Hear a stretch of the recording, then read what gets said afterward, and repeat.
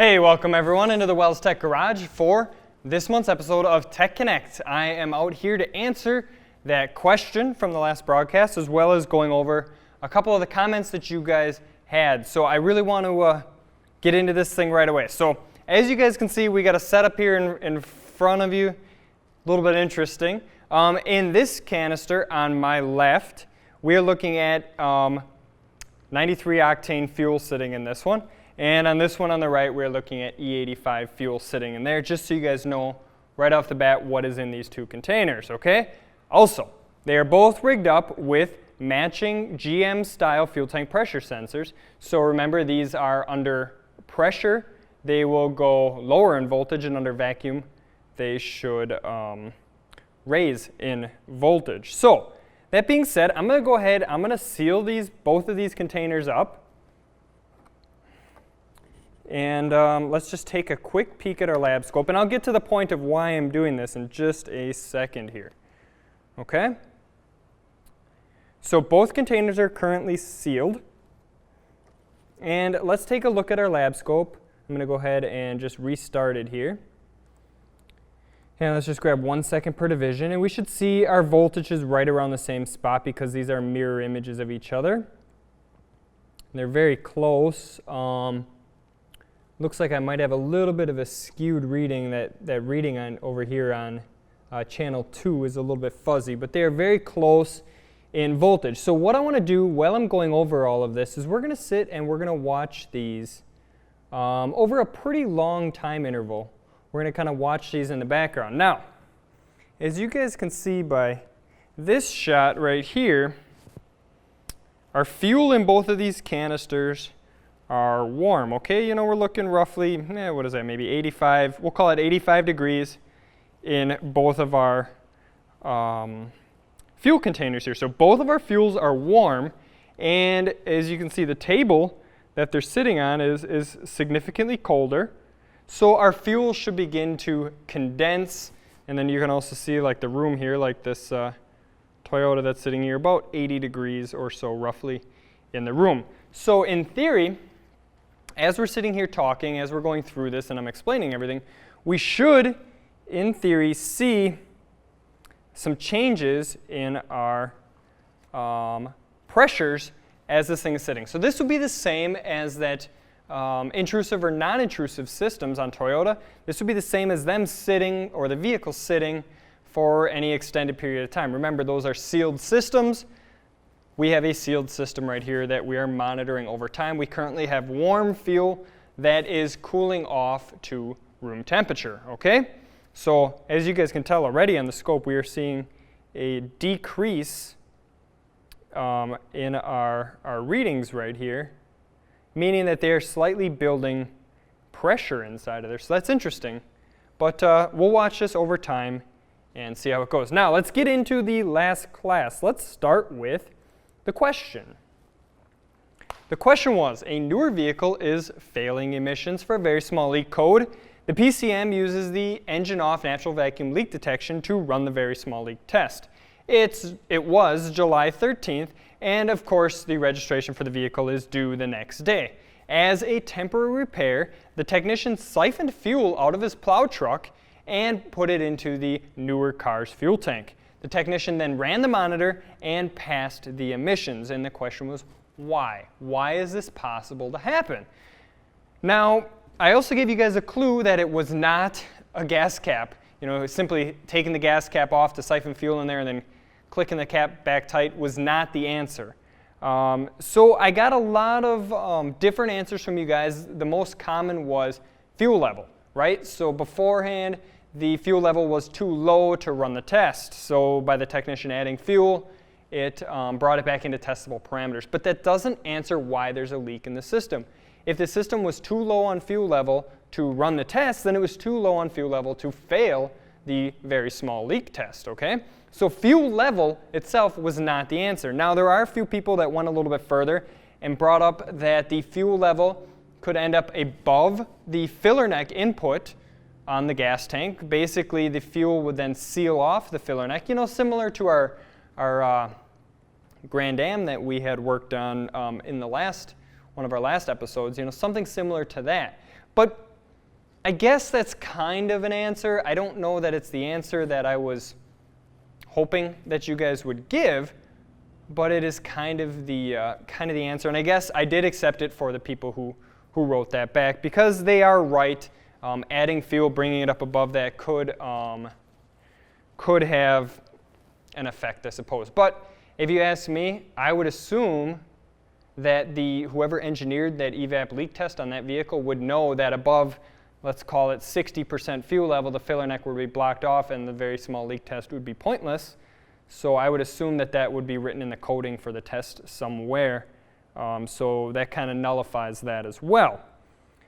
So what was the answer? What is the answer to this question? Well, it's all about fuel. It's all about the fuel properties. It's all about the type of fuel that's in there, and specifically winter fuel and summer fuel. Now, I was very, in the question, I was very specific with quite a few different things in there. First of all, I said the date, July 13th. So we have to figure that it's probably warm out, right? Unless you live in the Arctic Circle, it's probably warm out on July 13th.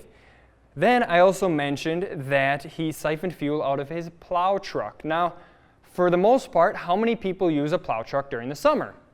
I know at the shop that I used to work at, the plow truck sat in the back of the lot with all of that old winter fuel sitting in there all summer until it was time to use the vehicle again the following winter.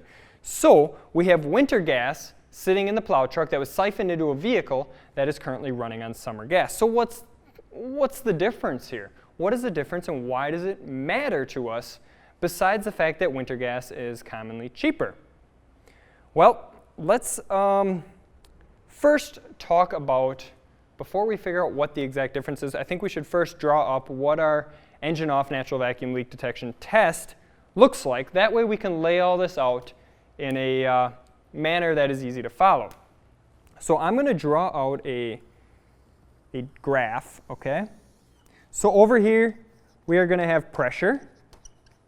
And you can have whatever PID you want, kPa, millimeters of Hg, psi, whatever the heck you want over there, doesn't matter. We're going to be very generic for this part. And then down here, we are going to have time. And again, the scale, we don't really care because, again, we're being generic. We could talk in seconds, minutes, whatever you want to talk about. Okay? And then we're going to draw a line roughly centered here. That's supposed to be a straight line. This right here is going to be 0. Okay? So whatever unit that you're working in, this is our 0 mark. So anything below would be vacuum, anything above would be pressure, right? Makes sense. So engine off natural leak detection vehicles will have an open system that would close during testing. So this thing sat for that 5-hour window, which the technician forced, by the way, forced that 5-hour window past with the scan tool because he ran the monitor. So he forces that 5-hour window past. So we start the test. Okay, we're going to start the test right here all the way to the left side. The PCM watches our fuel tank pressure sensor for a certain amount of time to just know where it is, to kind of let the system breathe, figure out exactly what's happening. And then, at that point, the PCM closes up our vent solenoid. So we're going to seal the system, right? Our purge solenoid is closed because the engine is currently off and it's not having power or ground supplied to it, but these systems are able to turn the vent solenoid on while the vehicle's sitting. So we're going to draw a line right here, and this is going to be our vent.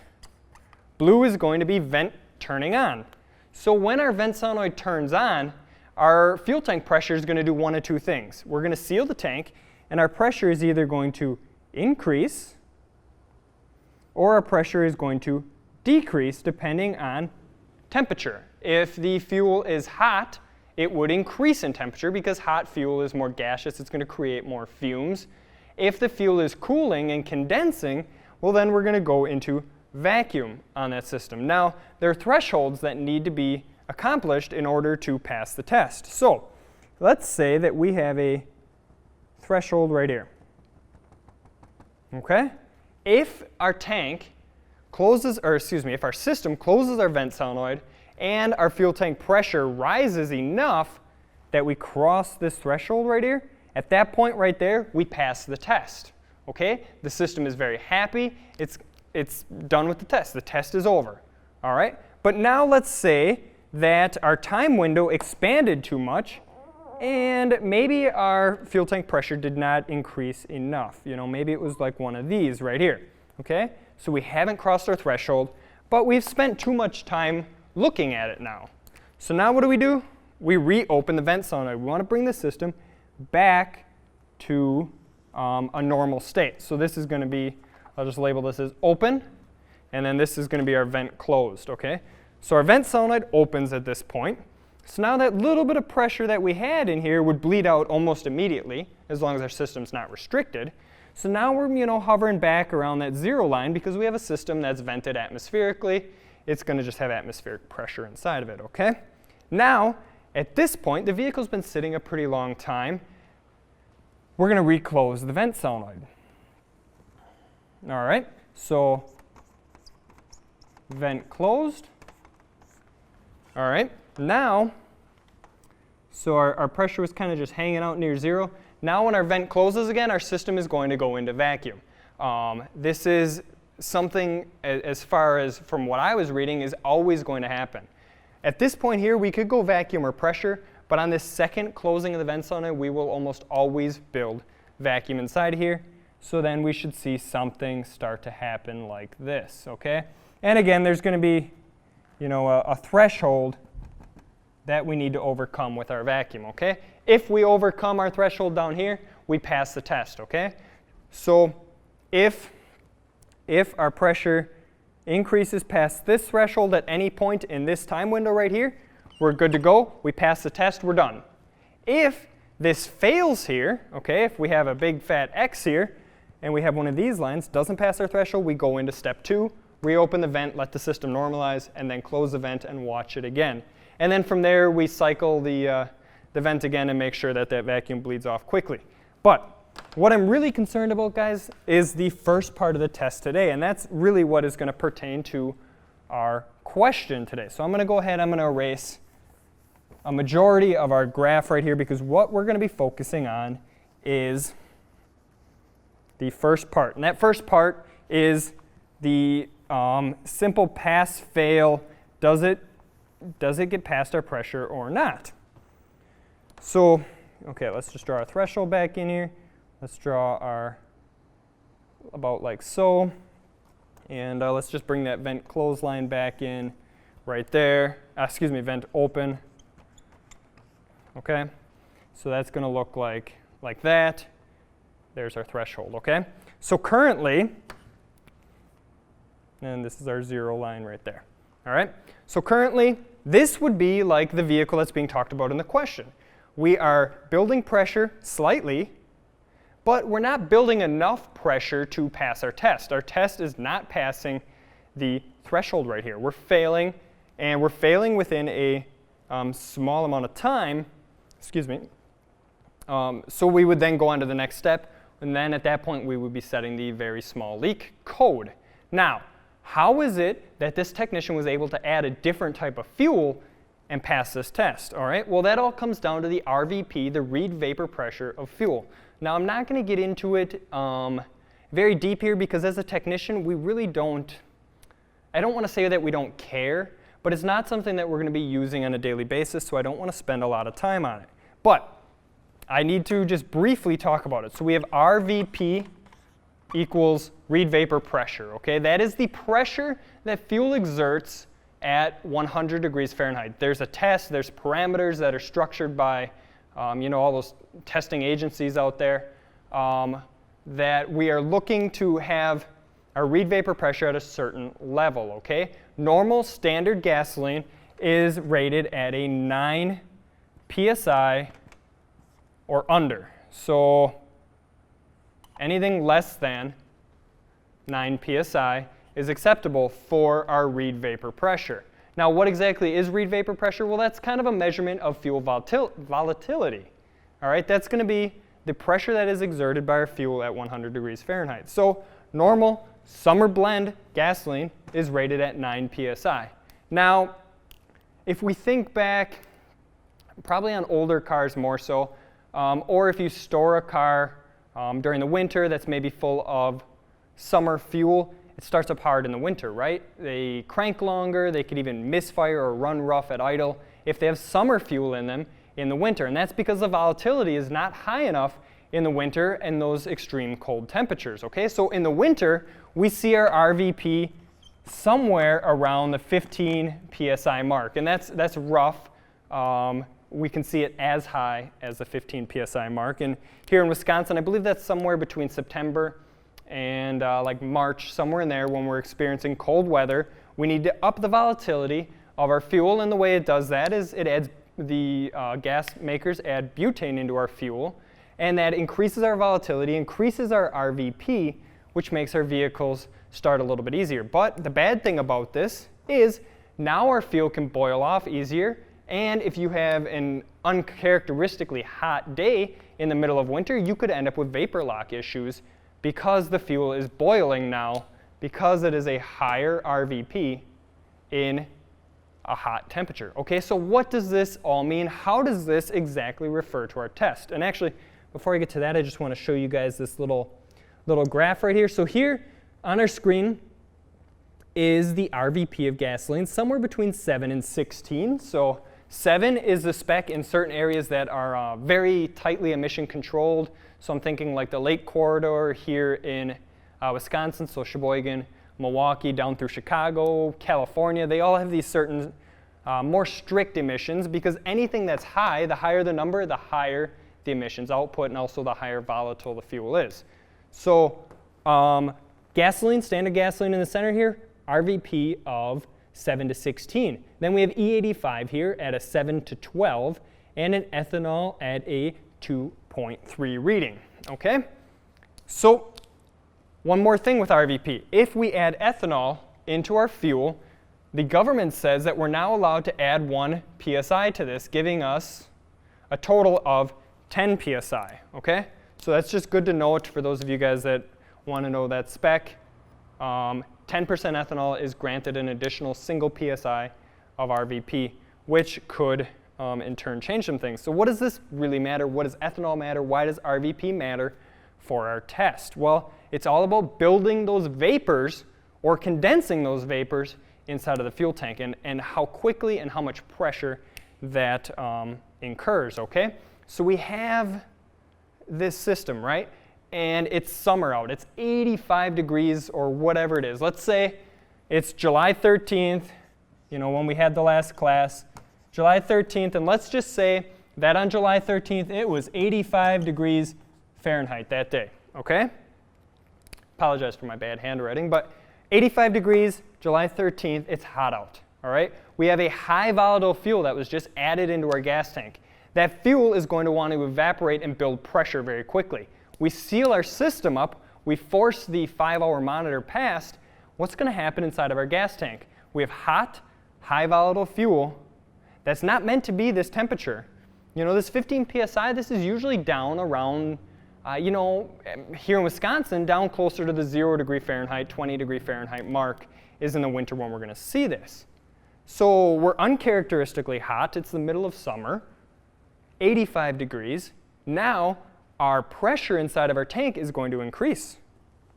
All right, we have this high volatile fuel. Now we're still in the same fuel tank, right? We're still in the tank that failed the test, but now we're building pressure faster and more pressure. So is it possible that a higher volatile fuel, being this 15 or so psi RVP fuel, this winter blend fuel in our gas tank, builds up pressure faster and more efficiently and actually falsely passes our very small leak test? Completely possible. This test right here, like I said, if we can get to our threshold in this certain amount of time, if we can reach that, our test is done. We're not going to go and even finish the test. If we were able to build pressure in our fuel tank above the threshold in that small amount of time, must mean that we don't have a leak, right? You can't build pressure in something that's leaking. That just doesn't make sense. So why doesn't this happen in the winter? Why don't we pass every emissions test in the winter? Well, that's because this high RVP fuel right here is then not going to be gassing as much when we're down around, let's say we're around, let's just call it 20 degrees, okay? So it's a pretty cool day. 20 degrees Fahrenheit. Now our 15 psi fuel is probably going to act a lot more like this would in the middle of summer, okay? So, and also, our computer is going to change this threshold up or down dependent upon two factors. So it's going to be dependent on our intake air temp and our fuel level are both going to be vital, important factors for determining this, where this threshold sits and the amount of vapor generation or vapor decay that we should have inside of our fuel tank, okay?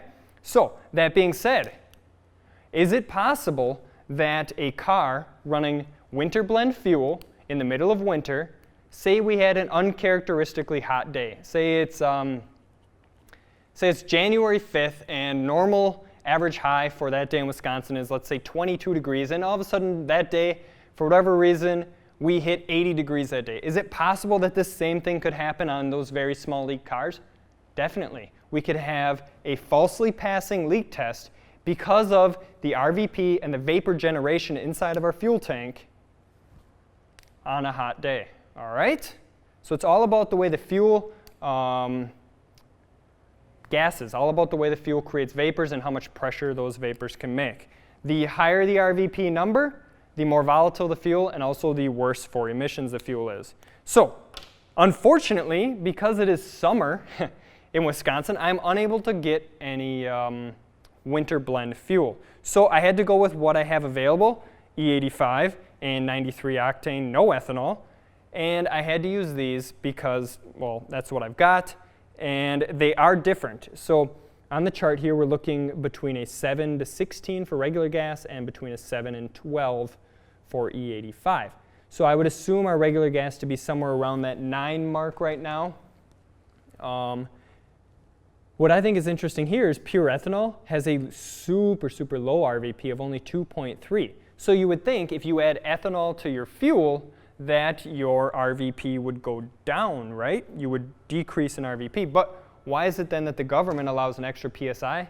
Well, there's some chemical reactions that happen in the fuel, and I'm not going to get into the chemistry of it, but basically small amounts of ethanol added to gasoline actually increase the RVP until we cross a threshold, okay? And here's what I'm talking about. As you can see here, 0% alcohol in our fuel, our RVP is roughly 9 or so PSI, all right? Now we add in 10% ethanol, we are currently at 10 PSI. What is this, maybe 15% ethanol? We are currently still at 10 PSI. Now we're up to 20, 25%, 30%, and now our RVP is starting to drop, okay? Keep cruising here. We get to about 85 or so. E85 puts us here. This is looking like it's about 5.5 PSI for our E85 fuel right here. And then if we get all the way to straight ethanol, we are at a 2 PSI. So that's the chemistry of how it is. Now we've been having the lab scope up on the screen, right? Let's see where that's sitting. All right, so it looks like here that our voltages are on the way back up. Let's go back up. Oops. No, I just lost it all. Sorry, guys. Let's see where we're at right now, though. I'm not going to change. I'm not going to open these canisters right now. But our fuel pressures look like they're further apart than where they started. And that would be because of the different pressure ratings that these fuels are going to put out, okay? So our red channels are E85, and our blue channel is our 93 no ethanol fuel. And you can see there right where I touched it, right here, you can actually see where the pressure slightly increased. But now if we were to watch this for a long amount of time, we should see these things build up to a different pressure or vacuum reading, okay? We should see over time the RVP will affect how these things will fill up their canisters with vapors, okay? So that is basically how this entire thing is going to work, and that is how adding winter fuel to that car could make it pass the test. Is that something that I recommend doing? Definitely not, guys. That is somebody else who had gotten it right said it was kind of a shady way to do things. I totally agree. but I wanted you guys to understand that it's the possibility that it could happen. We need to understand how the entire system works and how our fuel quality and our fuel condition and our fuel state, whether it's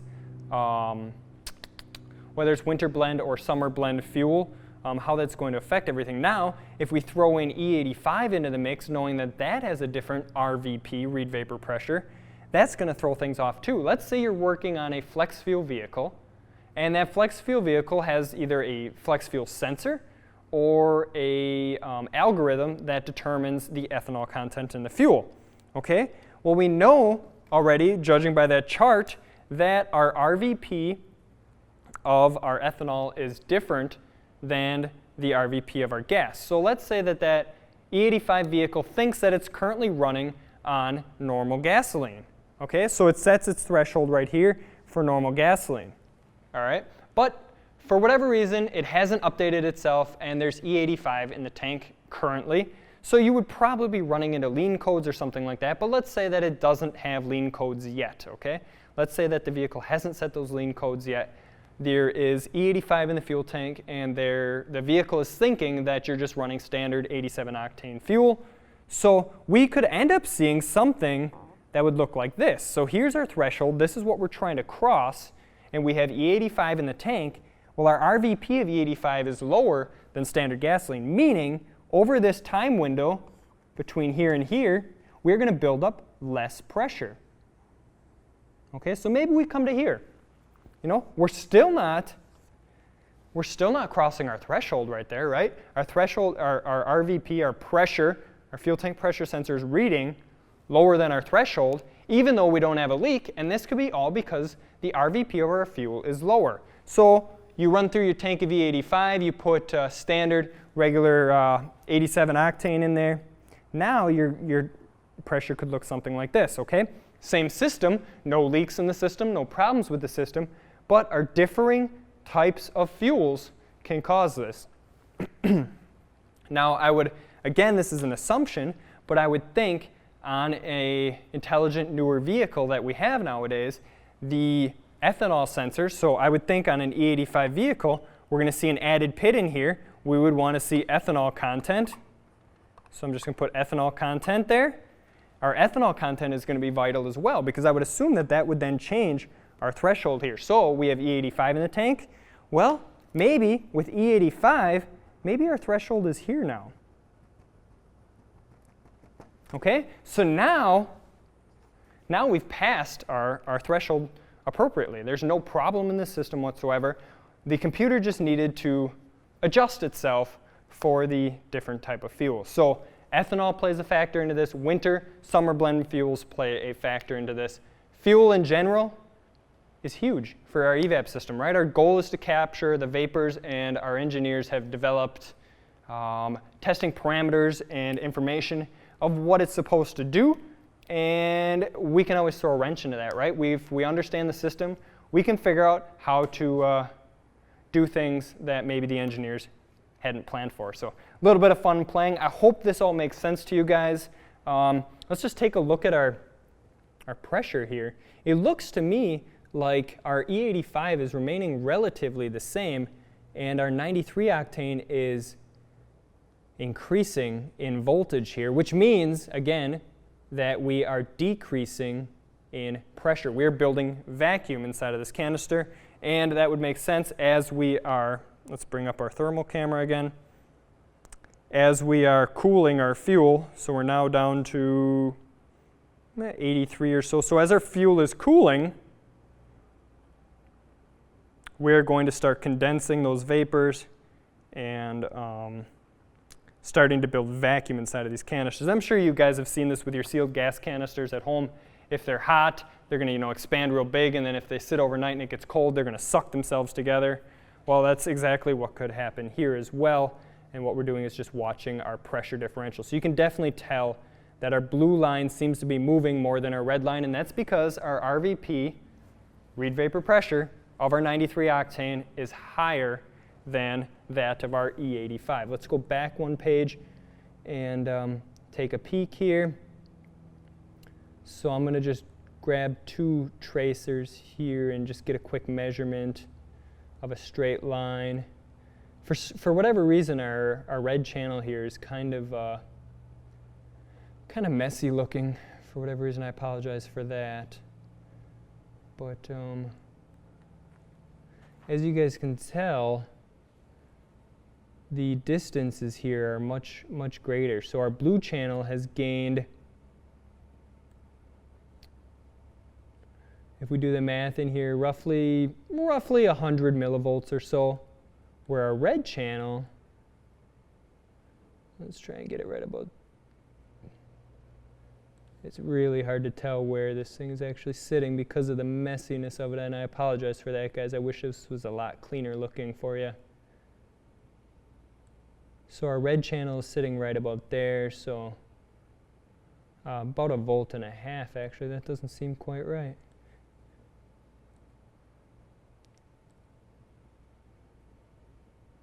So, oh, well, now we're reading 0.2. So it's hard to know exactly where this is going to sit. Let's actually see if we can just zoom in here. All right, so beginning to end of this, you're looking at just under 0.1 volts, and we'll call this the beginning here. And oh, there's a lot of movement in this one. I don't know if that's when I was bumping the bottle, maybe. So beginning to end here, probably right about there. You're looking at only about half of a 0.05 of a volt. Okay, so. We are noticing a difference in this thing. Let's see where we're at right now. Let's just bring it back to live on our scope. And again, if we let these things sit for a long time, we would really start to see the graphs are not going to move in the same direction. So I'm going to go ahead and I'm going to erase this. So over time, what in theory we would see, we'll have black be our 93 octane. It is a higher RVP. So we're going to see, as that system condenses, we're going to see a line something like this, where this was atmospheric. And then if we have blue be our E85, we'll see something similar like that, okay? We'll see it scale slower and reach a final pressure reading of something different, okay? As it builds towards that point. So we should see in our scope, we should see that blue line become very close to that red line as it scales up. So, all right, that is the gist of that and answering that question. I hope that all makes sense for you guys. If you have any questions about RVP, or if you want me to do a full class on this at some point, we can definitely get into it. But as a technician, again, I don't know how often you're going to be using something like that, because it's not very often that we're dealing with those interesting circumstances, okay?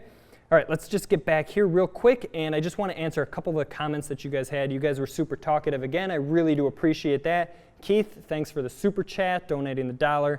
And again, like I talked about in the broadcast, guys, we're not out here, Wells Vehicle Electronics out here for our training. We're not out here to make money off of you guys. We are out here to support our product and to give you guys the training and the information that you deserve. So please, Keith, I do really appreciate it from New Level Auto. I appreciate it, but we do not, we don't need donations from you guys, okay? So Ozstar came out, he said, what is the easiest way to tell if you are dealing with a non-intrusive system or an intrusive system without getting underneath the car? Well, two ways, I guess, is how I would look at it. One would be using a wiring diagram and seeing in that diagram if you have a CCV, a canister closed valve. If you do, you know that that's going to be an intrusive style system because the intrusive style uses a CCV.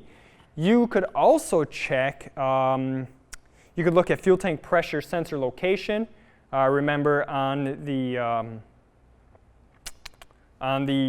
intrusive system, you'll usually find the fuel tank pressure sensor mounted in the tank itself, and on a non-intrusive, you will usually find it mounted to the canister, and I don't have one sitting here, but the canister that we used last time, the fuel tank pressure sensor was mounted directly to that. So you could use that as well.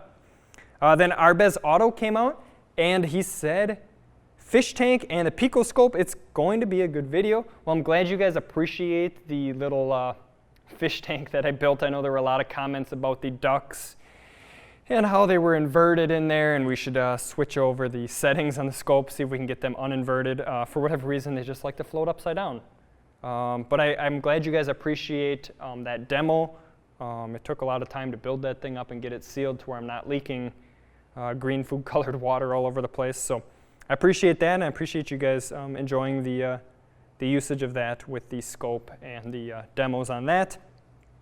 And moving up DIY, I had mentioned the fuel tank pressure sensor location as being one of those ways to deal with figuring out non-intrusive or intrusive. Okay guys, I think that's about it. Our next class is going to be August 3rd. We are going to be back at Toyota. We're going to be covering the Avalon that I had in the shop last time. We're going to be covering the key-off leak detection pump system that Toyota is using on most of their vehicles now.